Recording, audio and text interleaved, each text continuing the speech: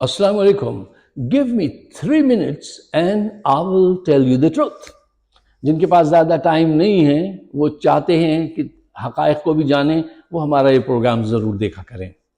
देखिए साहब, पार्लियामेंट में शहबाज शरीफ और माफियाज ने ये एक बिल मंजूर कराया था कि चीफ जस्टिस ऑफ पाकिस्तान जो है वो अब अज खुद नोटिस नहीं ले सकेंगे और वो कोई बेंच भी तश्कील नहीं दे सकेंगे, इसलिए कि पाकिस्तान में कोई भी हंगामा हो, कोई भी मसला हो, इनके ये कुव्वत जो है चीफ जस्टिस की उसको ख़त्म कर दो, ये खुद नोटिस नहीं ले सकते। ये इसलिए किया गया था कि वो इनके मोहताज रहें, इनकी दादागिरी के नीचे रहें, इनसे पूछें कि साहब इस पर नोटिस लेना है या नहीं लेना।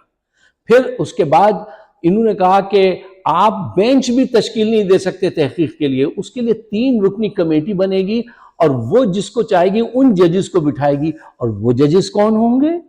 वो जजेस वो होंगे जिनको ये पसंद करते हैं, जो इनकी पसंद के फैसले देंगे।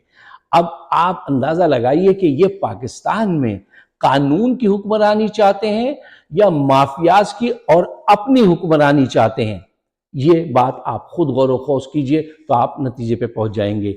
दूसरी एक अहम खबर इस वक्त ये है कि पार्लियामान ने इलेक्शन कमीशन को पैसे देने से इनकार कर दिया और चीफ जस्टिस के कहने को उड़ा के बाहर फेंक दिया।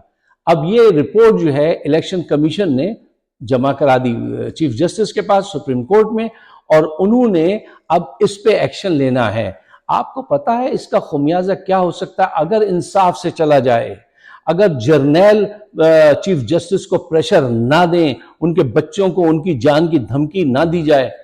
इसका मकसद ये है कि अब आर्टिकल 6 लगनी चाहिए शहबाज शरीफ पर, उनके हवारियों पे, जिन्होंने ये जुर्रत की है कि चीफ जस्टिस के फैसले को फाड़ के फेंक दिया और अपनी दादागिरी शुरू कर दी। अच्छा, पाकिस्तान उन लम्हात में पहुंच गया है डिसाइसिव मूवमेंट में कि अब अगर फैसले सही हुए तो आप आगे बढ़ेंगे, वरना पीछे रह जाएंगे। इस सिलसिले में आप क्या कहते हैं? आपकी क्या राय है? आप मुझे अपनी राय से जरूर नवाजिएगा, और अगर मेरी बात आपकी समझ में आती है तो बराए मेहरबानी इसको अपनी हद तक महदूद नहीं रखिएगा। मेरे अपने लिए नहीं, पाकिस्तान के बेहतर मुस्तकबिल के लिए इसको शेयर कीजिएगा अपने दोस्तों और अपनी फैमिली के साथ। हमारा चैनल है फाइक सिद्दीकी शो यूट्यूब पर, उसको सब्सक्राइब कीजिएगा। आप सबका बहुत बहुत शुक्रिया।